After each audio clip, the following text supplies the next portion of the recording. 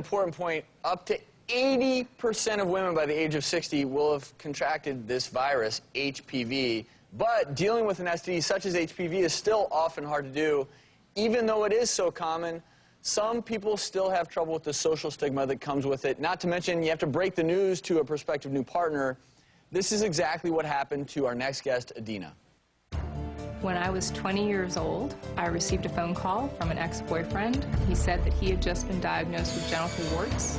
I felt sick to my stomach because all I could see was that high school sex ed slide of this horribly wart-covered genitalia.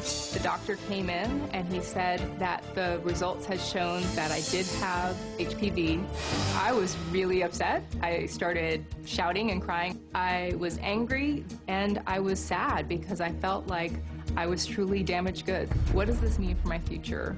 Have I lost the right to find true love and have a baby? I felt that if I could survive this and get through it, it was my duty to do something to help other women like me. I actually learned that Adina had HPV on our very first date. Before I started dating him, I wanted to know if the HPV was still in my body. So I requested a follow-up colposcopy. They found no traces of HPV-infected cells. I am willing to put my own reputation on the line by saying, yes, I was diagnosed with cervical HPV. And it doesn't mean that I'm irresponsible, and it doesn't mean that I'm uneducated, and it doesn't mean that I'm not a successful, good person. There is life after HPV.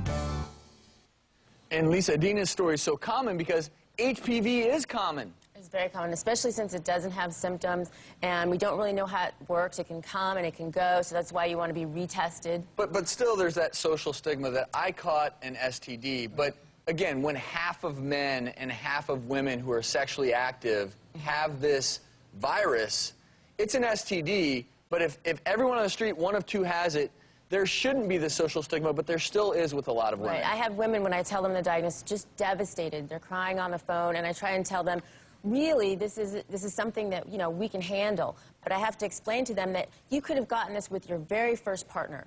You could have used condoms, because condoms, as great as they are for STDs, aren't 100%. Nothing's 100%. So this really should have no reflection on the individual. It's just something that happened, and it's great that we actually have parameters to deal with it. But it sounds like your own immune system can actually Right. rid your body of it at some point. If she retested herself and there was no evidence of But a lot of women people think that their morals aren't good, or that they have lots of partners or things like that, and that's not the case. You can get that from your first partner. And that's why Adina is so passionate about it, because thank you, Adina and Jose, for being here. You know, first of all, Jose, when you found out, you were really supportive. You did some research, and you realized that, okay, so you have HPV. That doesn't make you a bad person. A lot of people do, and I still care about you. Yeah, absolutely. I mean, when we first started going out on our very first date, usually two people who are, professors, when they go on a first date, they ask each other about their research, and I found out on that first date that she had human papillomavirus. And I was a little bit concerned because I'd never heard of it. It's not something that, guys talk about when they're, having beers with each other. And so I was a little worried. What effect is it going to have on me? I'm very interested in this person, maybe somewhere down the line, we might get intimate. What impact is it going to have on me? So the first date really did turn into a sexual health seminar / date. And I learned a whole lot about, HPV, human papillomavirus. And like you say, I found out that, this is something that, anyone can get. It's something that's very treatable. It's something that isn't really a long-term issue. And Adina, you're passionate about this, and even wrote a book called Damaged Goods to help women, to help empower them if they are having an incurable sexually transmitted disease.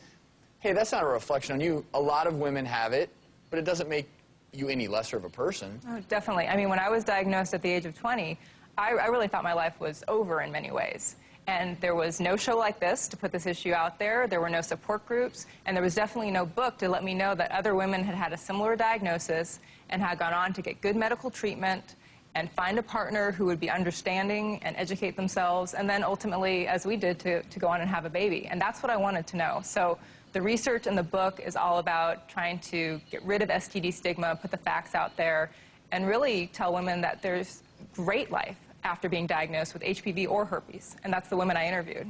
Their stories are in the book. Well, thank you both for sharing your story with us. And the book is called Damaged Goods.